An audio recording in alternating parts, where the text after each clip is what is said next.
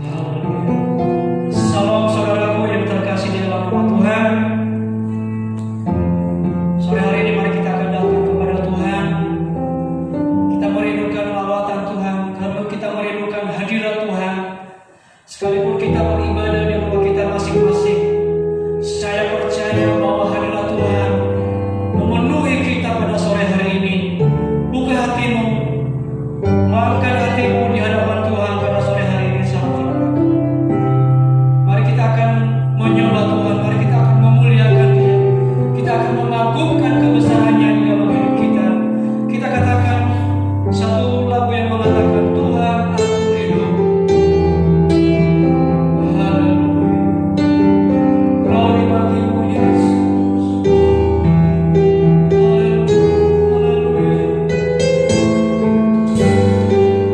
Haleluya. Tuhan aku hidup, Tuhan aku siap.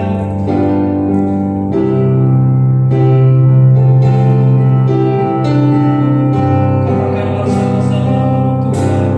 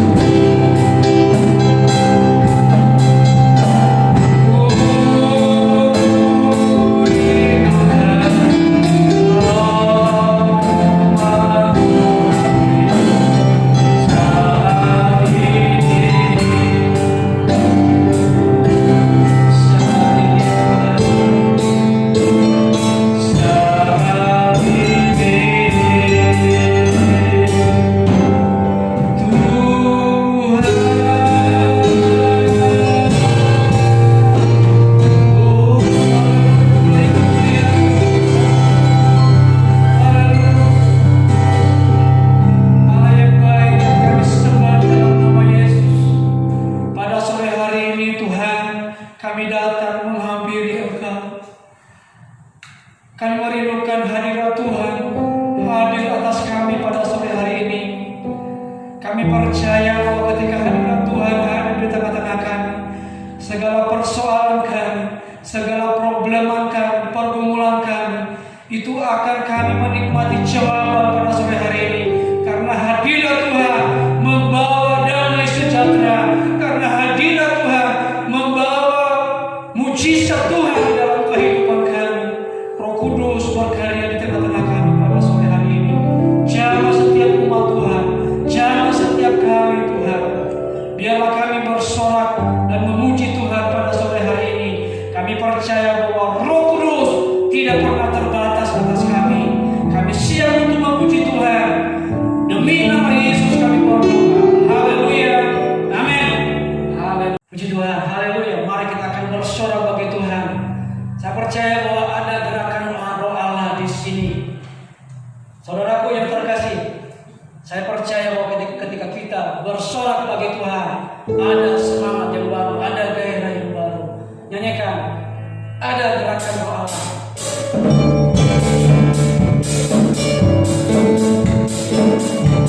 Haleluya.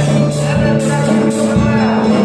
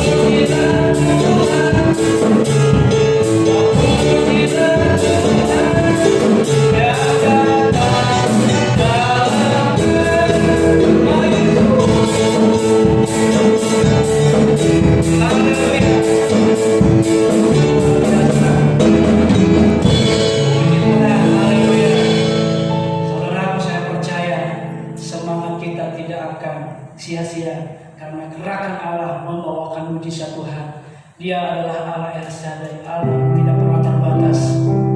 Katakan saudaraku, El Shaddai, El Shaddai. Haleluya, haleluya, haleluya, haleluya. Saya percaya bahwa Allah El Shaddai akan memenuhi kehidupan kita pada sore hari ini. Siapkan hatimu, firman Tuhan sebentar lagi akan disampaikan kepada kita. Dia Allah El Shaddai akan menguasai kita pada sore hari ini. Haleluya. El Shaddai.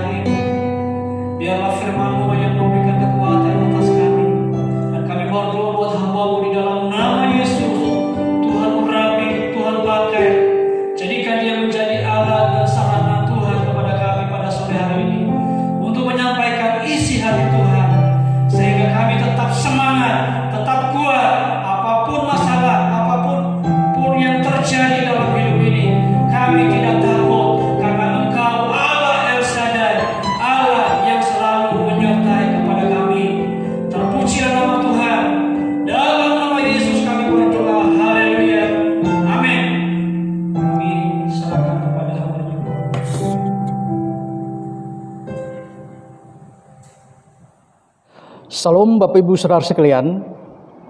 Malam hari ini kita akan mendengarkan firman Tuhan dari 1 Korintus pasal 1 ayat 18 sampai ayat 31. Ya. Saya akan membacakan untuk kita semua. Sebab pemberitaan tentang salib memang adalah kebodohan bagi mereka yang akan binasa.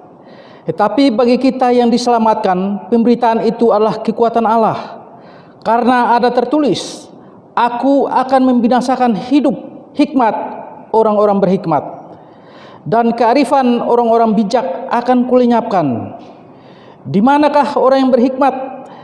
Di manakah ahli Taurat? Di manakah pembantah dari dunia ini? Bukankah Allah telah membuat hikmat dunia ini menjadi kebodohan? Oleh karena dunia dalam hikmat Allah tidak mengenal Allah oleh hikmatnya, maka Allah berkenan menyelamatkan mereka yang percaya oleh kebodohan pemberitaan Injil. Orang-orang Yahudi menghendaki tanda dan orang-orang Yunani mencari hikmat, tetapi kami memberitakan Kristus yang disalibkan, untuk orang-orang Yahudi suatu batu sandungan, dan untuk orang-orang bukan Yahudi suatu kebodohan. Tetapi untuk mereka yang dipanggil, baik orang-orang Yahudi maupun orang bukan Yahudi, Kristus adalah kekuatan Allah dan hikmat Allah. Sebab yang bodoh dari Allah lebih besar hikmatnya daripada manusia, dan yang lemah dari Allah lebih kuat daripada manusia. Ingat saja, saudara-saudara, bagaimana keadaan kamu ketika kamu dipanggil menurut ukuran manusia. Tidak banyak orang yang bijak, tidak banyak orang yang berpengaruh, tidak banyak orang yang terpandang. Tetapi apa yang bodoh bagi dunia dipilih Allah untuk memalukan orang-orang yang berhikmat, dan apa yang lemah bagi dunia dipilih Allah untuk memalukan apa yang kuat.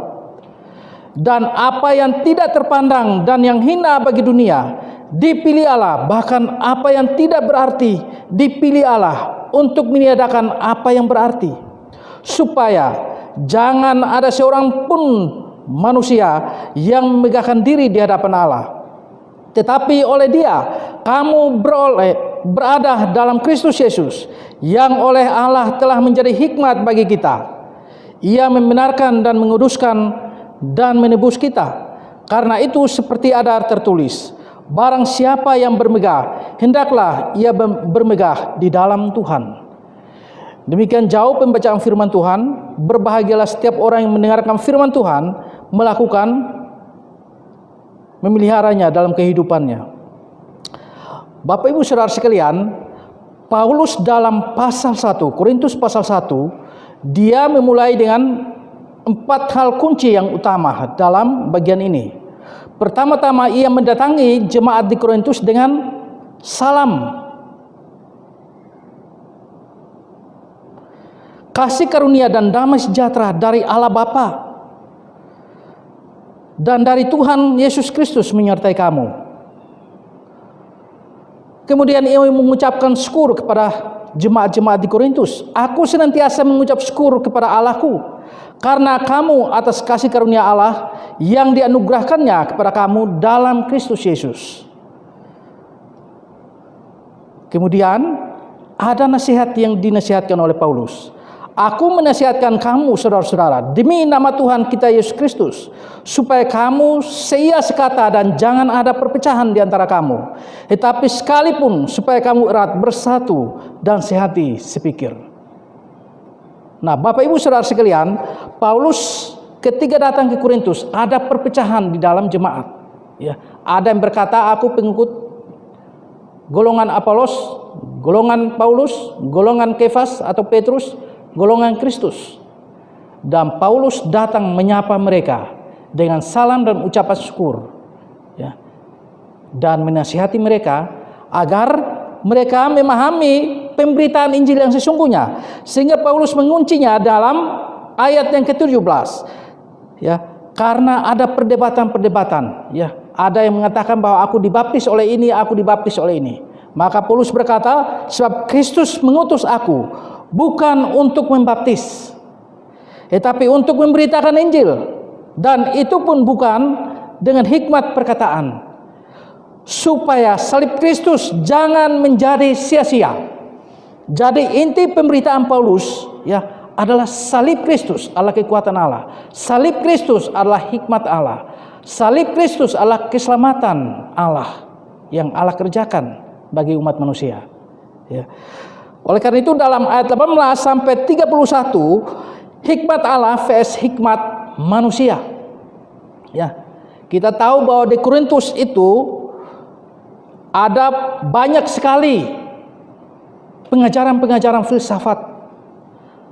Ada banyak sekali pengetahuan-pengetahuan yang mereka dapat dari berbagai macam manusia. Dan mereka merasa bahwa diri mereka berhikmat. Dan hikmat mereka melawan hikmat Allah. Dan Paulus ingin membuktikan bahwa yang lemah dari Allah lebih kuat daripada yang kuat dari dunia. Sebab pemberitaan tentang salib memang adalah kebodohan bagi mereka yang akan binasa. Tetapi bagi kita yang diselamatkan, pemberitaan itu adalah kekuatan Allah.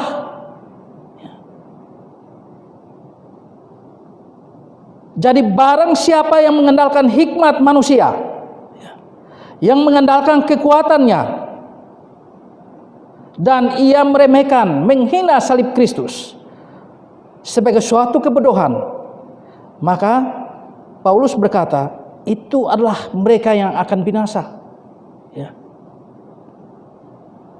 Tapi bagi orang yang diselamatkan, salib adalah kekuatan Allah. Salib diberitakan karena ada karya keselamatan yang Allah berikan cuma-cuma kepada manusia. Itu yang Paulus datang untuk beritakan kepada orang-orang Korintus. Karena ada tertulis, aku akan membinasakan hikmat orang-orang berhikmat, dan kearifan orang-orang bijak akan kulenyapkan.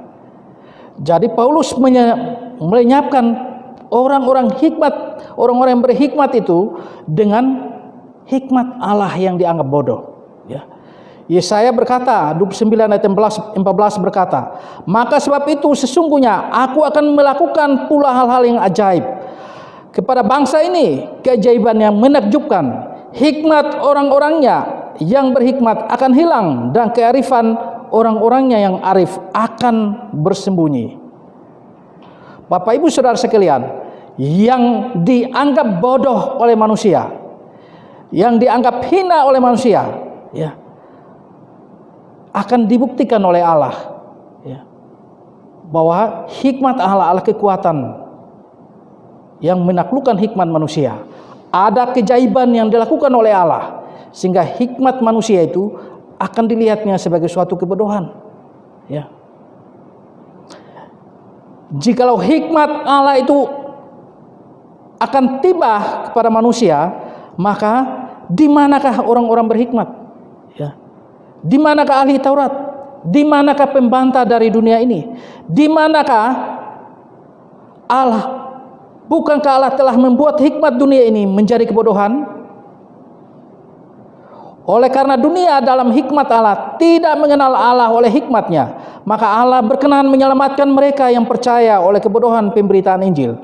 Nah, Bapak Ibu dan Saudara sekalian, di ayat 21, seluruh dunia ini diciptakan oleh Allah. Pikiran manusia diciptakan oleh Allah, otak manusia, hati manusia diciptakan oleh Allah. Dan hikmat dunia ini ada dalam pikiran manusia, ada di dalam dunia ini. Tapi justru manusia tidak mampu mengenal Allah dalam hikmatnya. Sehingga apa yang dari Allah disebut sebagai kebodohan, dan apa yang berasal dari Allah dianggap hina dan dianggap remeh. Apa yang berasal dari Allah dianggap lemah. Tapi Allah akan menunjukkan kekuatan hikmat Allah berasal dari salib yang sangat luar biasa. Orang-orang Yahudi menghendaki tanda dan orang-orang Yunani mencari hikmat.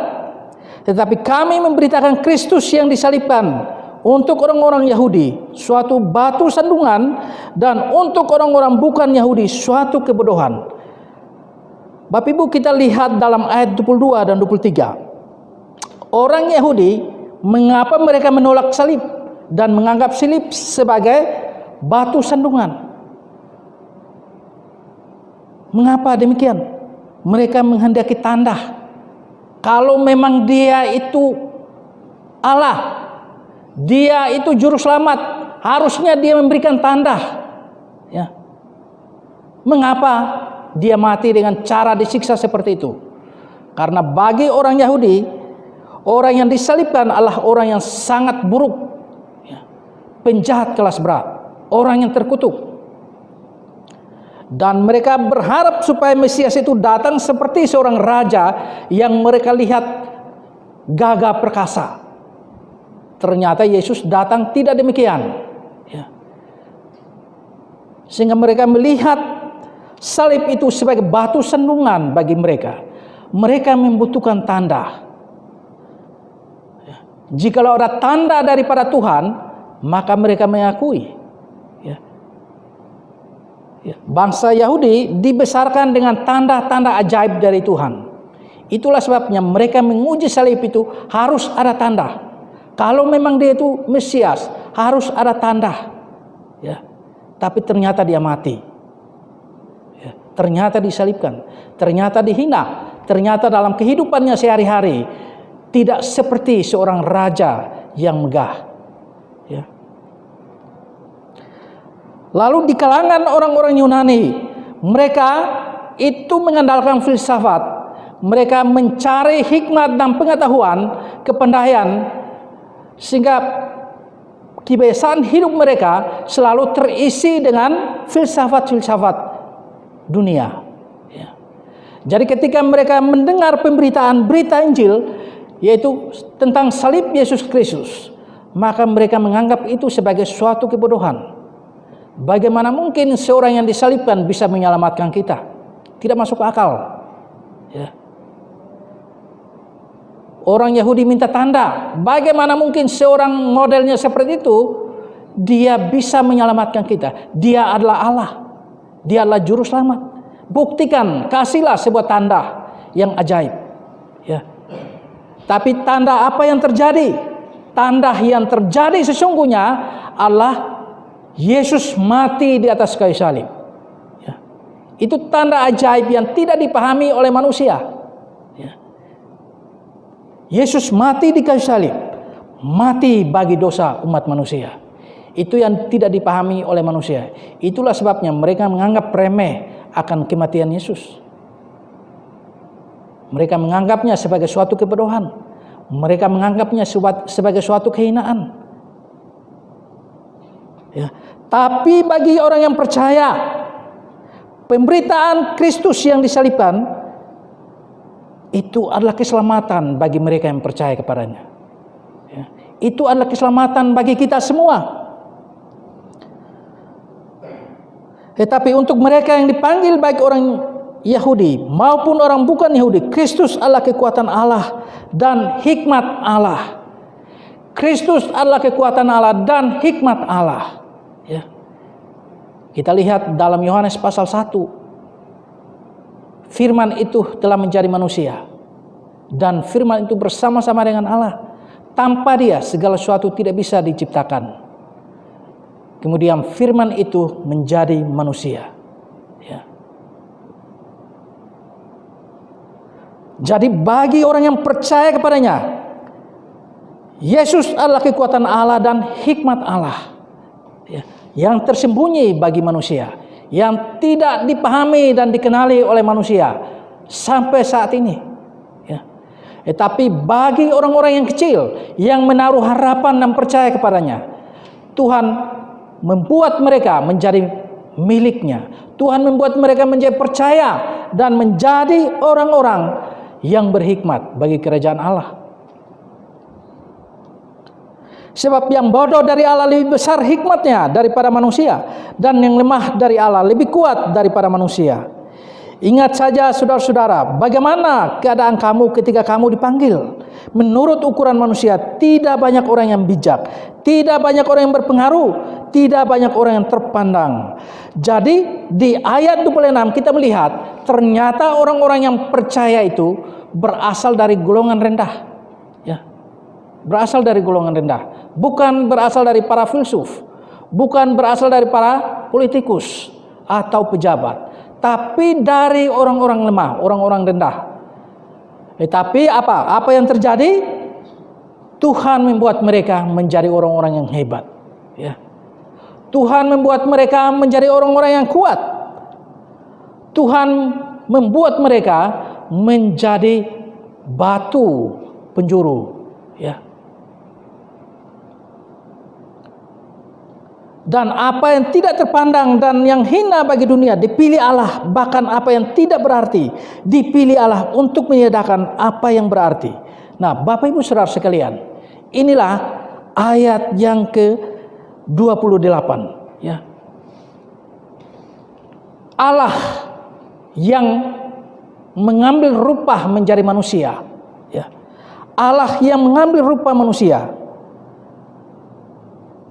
dianggap hina oleh dunia ya. Dia telah ditetapkan untuk datang ke dalam dunia dan manusia menganggap remehnya, menghinanya, menganggapnya sebagai suatu kebodohan dari Allah ya. Tetapi justru melalui cara itu Allah mengangkat kembali manusia ke permukaan untuk memahami bahwa hikmat Allah adalah kekuatan yang luar biasa yang membuka rahasia pengetahuan yang benar, rahasia kehidupan yang kekal, rahasia kehidupan yang bermartabat hanya di dalam Kristus ya. Sehingga apa yang dilakukan oleh Allah menyadarkan manusia supaya manusia sadar bahwa hanya melalui salib itulah kita dapat diselamatkan. Ya.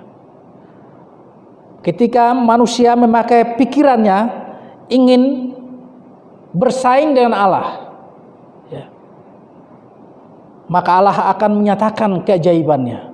Allah akan menyatakan kuasanya dengan sangat ajaib yang tidak terpahami oleh pikiran manusia.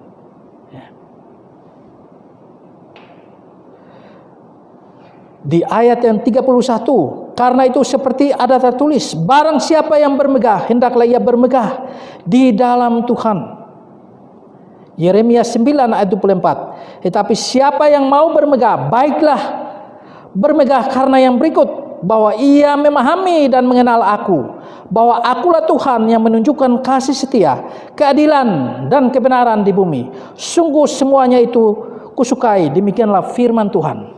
Nah, Bapak Ibu Saudara sekalian, kalau kita mau bermegah, marilah kita bermegah memahami dan mengenal Allah ya. Supaya Tuhan menunjukkan kasih setia, keadilan dan kebenaran kepada kita di bumi ini ya. Kalau kita bermegah tapi dengan hikmat duniawi, dengan kekuatan duniawi, dengan kehidupan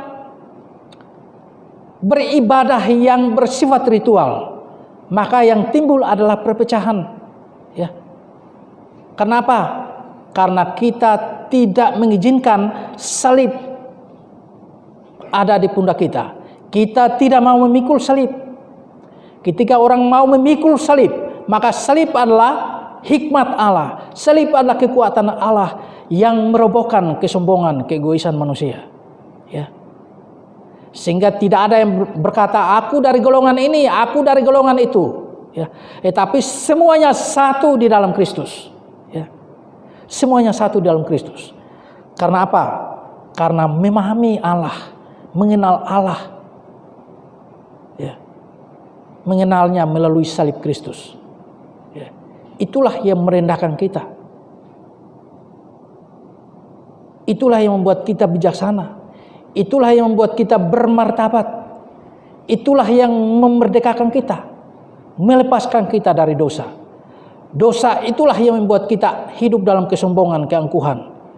Dosa itulah yang suka membuat kita memecah belah umat manusia, memecah belah jemaat.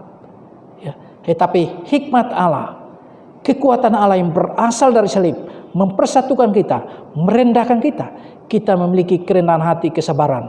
Oleh karena Kristus adalah kekuatan Allah yang dinyatakan melalui salib untuk mati bagi kita menebus dosa kita. Bapak Ibu Saudara sekalian, hari ini mari kita semua merenungkan akan firman Tuhan yang ajaib ini, ya, supaya kita hidup semakin dekat dengan Tuhan. Kita semakin berakar, bertumbuh dan berbuah di dalam Kristus. Ya, kita tidak takut menghadapi dunia yang penuh dengan berbagai macam penderitaan, tetapi kita selalu mendekat kepadanya. Karena apa? Karena kita memahami hikmat Allah. Ya, kita mau diselamatkan oleh yang penuh dengan penderitaan. Mari kita berdoa. Terima kasih Bapa dalam surga, Bapa yang penuh dengan cinta kasih. Kami mengucap syukur kepada Tuhan karena begitu besar kasih-Mu terhadap kami. Engkau sudah menolong kami mendengarkan firman kebenaran-Mu Tuhan. Tuhan, taruhlah salib-Mu di dalam hati kami, pikiran kami, supaya kami selalu rendah hati Tuhan. Supaya kami selalu bersabar Tuhan. Kami selalu bersatu di dalam Engkau, memuliakan Engkau dan menjadi pemberita-pemberita sama seperti Rasul Paulus. Tuhan Yesus, berkati kami semua yang mendengarkan firman-Mu. Dalam nama Tuhan Yesus kami telah berdoa kepada Bapa di surga. Amin. Kita akan masuk dalam sesi sakramen Jemaat Kudus. Siapkan hati kita. Kita akan mengambil dua unsur yang melambangkan tubuh dan darahnya. Tuhan akan berkati prosesi Tuhan lalu dan kudus kita sekali. Kita naikkan puji.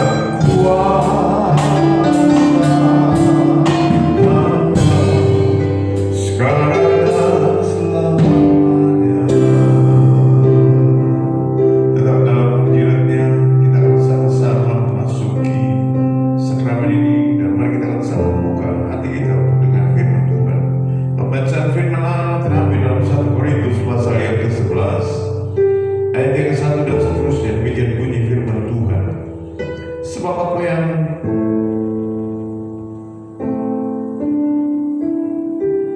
telah teruskan kepadamu telah kuterima dari Tuhan, yaitu bahwa Tuhan Yesus pada malam waktu ia diserahkan, ia mengambil roti, dan sesudah itu ia mengucap syukur atasnya, ia memecah-mecahkannya dan berkata, inilah tubuhku yang diserahkan bagi kamu, perbuatlah ini menjadi peringatan akan aku.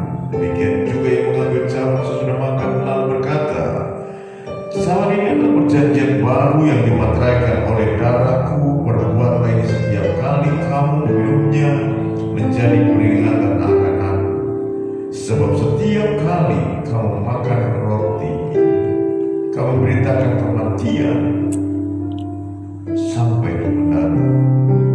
Jadi barang siapa dengan cara yang tidak layak makan roti atau minum cawan Tuhan, ia berdosa terhadap tubuh dan darah Tuhan. Karena itu hendaklah tiap-tiap orang menguji dirinya sendiri, dan baru sesudah itu ia makan roti dan minum dari cawan itu. Karena barang siapa makan atau minum tanpa mengakui tubuh Tuhan, ia meletakkan hukuman atas dirinya. Sebab itu banyak di antara kamu yang lemah dan sakit, dan tidak sedikit yang meninggal. Kalau kita menguji diri kita sendiri, hukuman tidak menimpa kita. Saya mengundang untuk seluruh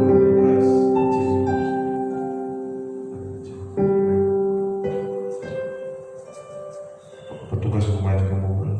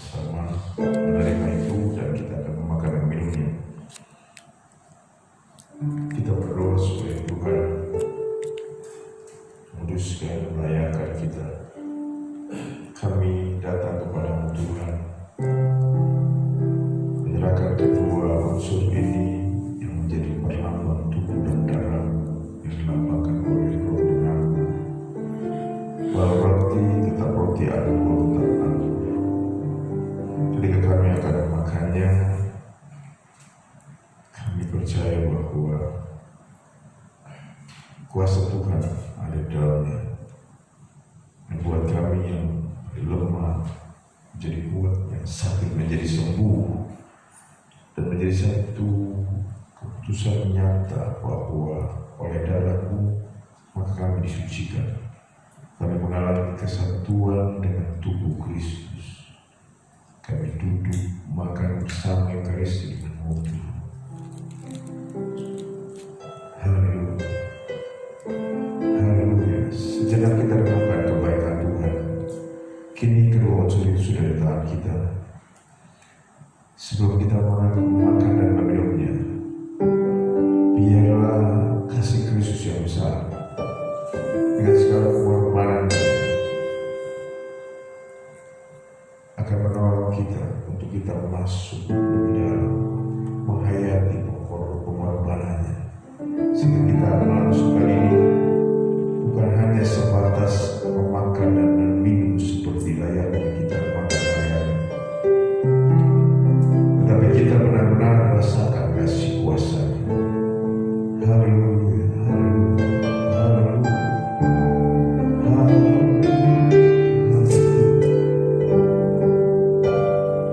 Nyatakan rasa syukur. Mari kita akan hadir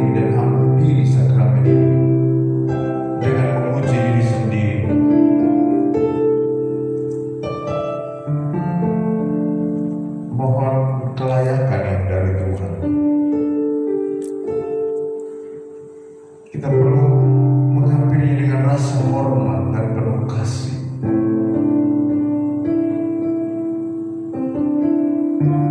Kita perlu menghampiri hadirat Tuhan dengan penuh rasa syukur, ucapan syukur yang besar. Haleluya. Yang utama juga kita harus menghampiri sakramen ini dengan iman kita, sehingga lewat sakramen ini engkau boleh dengan imanmu menarik kuasanya dan buat engkau menjadi sembuh, kuat, terbebas dari segala ikatan. Kuasa Tuhan menjamah kita sekali. Engkau mengalami penyatuan dengan Kristus, sukacita damai sejahtera menjadi bagian hidup. Haleluya, haleluya. Kuduskan dan layakan kami, urapi kami Tuhan dalam kasih kuasa darah. Sebab apa yang telah kuteruskan kepadamu telah aku terima dari Tuhan, yaitu bahwa Tuhan Yesus pada malam waktu yang diserahkan, ia mengambil roti, dan sesudah itu ia mengucap syukur atasnya. Ia memecah-mecahkannya dan berkata, inilah tubuhku yang diserahkan bagi kamu, perbuatlah ini menjadi peringatan akan aku. Kita angkat roti pada tangan kanan kita yang melambangkan tubuh Kristus yang terpecah. Kita akan memakannya dengan cara yang layak, dengan percaya serta dengan ucapan syukur dalam nama Yesus.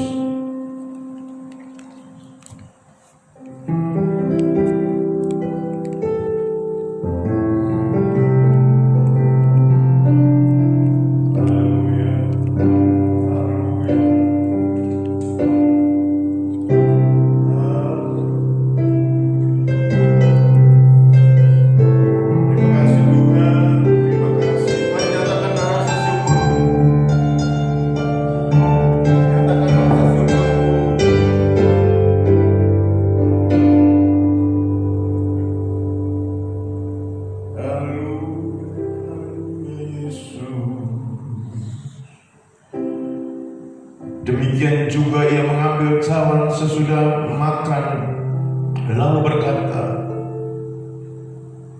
cawan ini adalah perjanjian baru yang dimateraikan oleh darahku.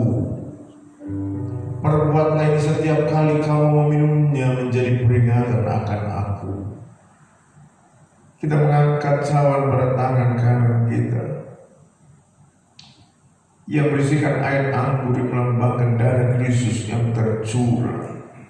Kita akan meminumnya dengan cara yang layak, dengan percaya serta dengan ucapan syukur di dalam nama Yesus.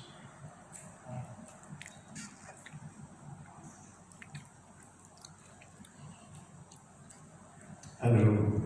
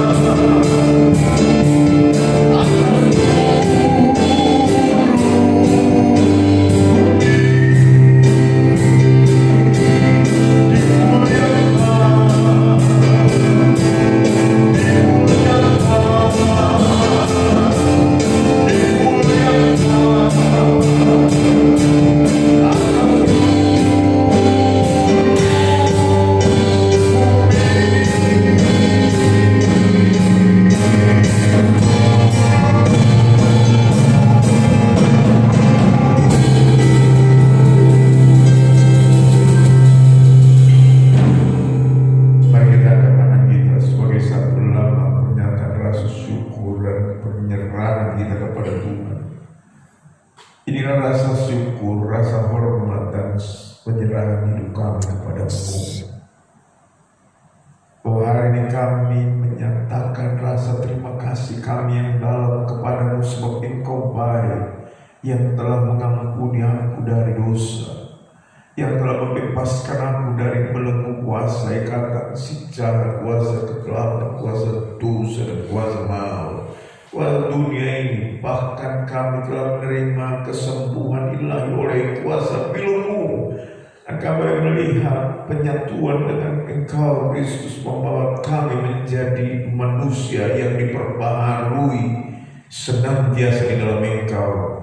Oleh darah-Mu kami menerima pengurapan, penyucian dari Allah. Terima kasih buat semua itu, dan kami pulangkan sakramen ini dengan rasa syukur, dengan terima kasih yang besar kepada-Mu yang membebaskan dari segala dosa dan menyucikan kami oleh darah-Mu. Terima kasih Tuhan buat segala yang telah Kau perbuat. Kami serahkan seluruh hidup kami ke dalam tangan-Mu dan mengembalikan seluruh prosesi sakramen ini ke dalam satu nama Tuhan Yesus Kristus. Haleluya. Amin. Puji nama Tuhan, kita tiba di penghujung ibadah kita pada sore hari ini. Bapak Ibu Saudara, ada beberapa pengumuman yang ingin saya umumkan. Yang pertama, kita tetap ada doa korporat melalui Zoom di hari Rabu yang akan di-share nanti roomnya ketika hari Rabu di grup jemaat. Bagi Bapak Ibu Saudara, bukan hanya pengajar, tetapi setiap jemaat yang merindukan untuk berdoa bersama bagi gereja kita, bagi bangsa kita, silakan bergabung Bapak Ibu Saudara. Nanti akan di-share roomnya dan juga passwordnya di grup jemaat. Demikian juga minggu depan kita akan beribadah mulai di gereja, ibadah new normal dengan mengatur protokol kesehatan yang sudah dianjurkan oleh pemerintah, dan kita berharap ibadah new normal ini kita akan beri antusias. Kita yang sudah merindukan ibadah di gedung gereja, kita boleh datang bersama-sama, kita beribadah kepada Tuhan. Bapak Ibu Saudara, untuk Bapak Ibu Saudara yang ingin mengembalikan persepuluhan dan juga persembahan, Bapak Ibu Saudara boleh memberikannya, mentransfernya melalui rekening gereja atas nama bendahara kita, Pak Hendri Sutanto. Juga jika kita mau memberikan secara QR code, boleh Bapak Ibu Saudara scan QR yang ada di bawah ini, dan itu rekening gereja kita. Demikian pengumuman yang saya sampaikan. Biarlah kita semakin diberkati Tuhan, kita semakin tetap sehat, tetap kuat di dalam Tuhan menghadapi pandemi ini, dan kita terus berdoa buat bangsa dan negara. Kita akan akhiri ibadah kita pada sore hari ini. Kita satu dalam doa. Bapa, kami bersyukur Tuhan buat pimpinan-Mu sepanjang ibadah kami dari awal pertengahan hingga akhirnya. Dan kami sudah diberkati oleh firman-Mu Tuhan, melalui hamba-Mu Pak Aceh. Biar Tuhan yang memberkati hamba-Mu, urapi dia sebagai hamba Tuhan, sebagai dosen, sebagai pekerjaan sekulanya, juga Tuhan yang memberkati.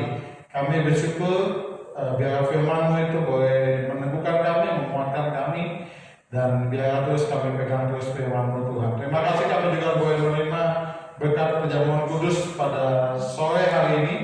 Kami percaya tubuh-Mu dan darah-Mu yang menebus kami, yang menyucikan kami, sudah menyatu dengan kami Tuhan. Biar itu boleh menjadi sumber kekuatan buat kami menghadapi kehidupan kami di bulan Juli ini Tuhan. Dan biar Tuhan pertolongan Tuhan akan senantiasa ada dalam hidup kami.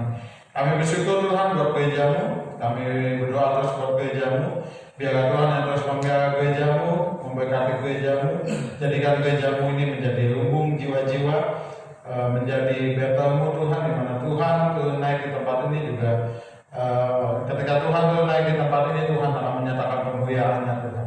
Terima kasih Tuhan. Kami juga berdoa buat lingkungan kami, Cipondo Indah, Oris Indah, Cipondo, biar Tuhan yang memberkati, Tuhan yang menjaga, Tuhan yang memproteksi dari setiap apa yang tidak berkenan di hadapan Tuhan. Bapak, kami juga berdoa buat provinsi kami Banten, biar Tuhan yang memberkati pemimpin kami, gubernur kami, wali kota kami, Tangerang kami serahkan dalam tangan-Mu Tuhan. Kami juga berdoa buat pemerintahan pusat kami, bangsa kami Indonesia yang kami kasihi Tuhan, biar belas kasihan-Mu turun atas bangsa kami. Tuhan yang membantu setiap aparatur yang boleh hari-hari ini menangani pandemi COVID Tuhan, biar Tuhan yang memberkati di tiap para medis yang ada, juga Tuhan yang menghiburkan mereka di salah tugas mereka Tuhan. Kami berdoa biar semua Tuhan jagai dan Tuhan proteksi sehingga mereka boleh memberikan pelayanan yang terbaik Tuhan. Terima kasih. Kami juga berdoa sekali lagi untuk ekonomi, politik sosial, keamanan kami, juga bangsa kami serahkan dalam tangan-Mu. Engkau yang memelihara itu semua Tuhan, sehingga bangsa kami menjadi bangsa yang kondusif dan bangsa yang maju dan adil sejahtera Tuhan. Terima kasih Tuhan. Kami sebentar akan menerima berkat-Mu. Biar Tuhan yang memberkati kami melalui hamba-Mu Tuhan. Kita berdoa Tuhan, kita pastikan kita diberkati oleh Tuhan. Baik kita yang ada saat ini dalam ruang ibadah maupun saudara-saudara yang ada di rumah yang mengikuti ibadah, pastikan kau diberkati Tuhan. Kiranya berkat kasih karunia Allah Bapa, cinta kasih Tuhan kita Yesus Kristus, serta persekutuan Roh Kudus menyertai kita sekarang hingga Maranatha. Tuhan Yesus datang hari kedua menjemput kita umat kudus. Saya katakan sampai berjumpa lagi di minggu mendatang, tentu dalam ibadah yang berbeda, offline di rumah ibadah dengan segala sesuatu yang sudah dipersiapkan berdasarkan protokol kesehatan, baik bangku di ruang ibadah yang dibatasi jarak, ibadah 1 jam saja tidak berlama di dalam ruang ibadah, lalu dengan persiapan lainnya, baik mulai dari tempat itu masuk pada pencucian tangan, bahkan ada hand sanitizer dan seterusnya. Tuhan Yesus berkati, tetap setia Tuhan sampai Kristus datang. Shalom.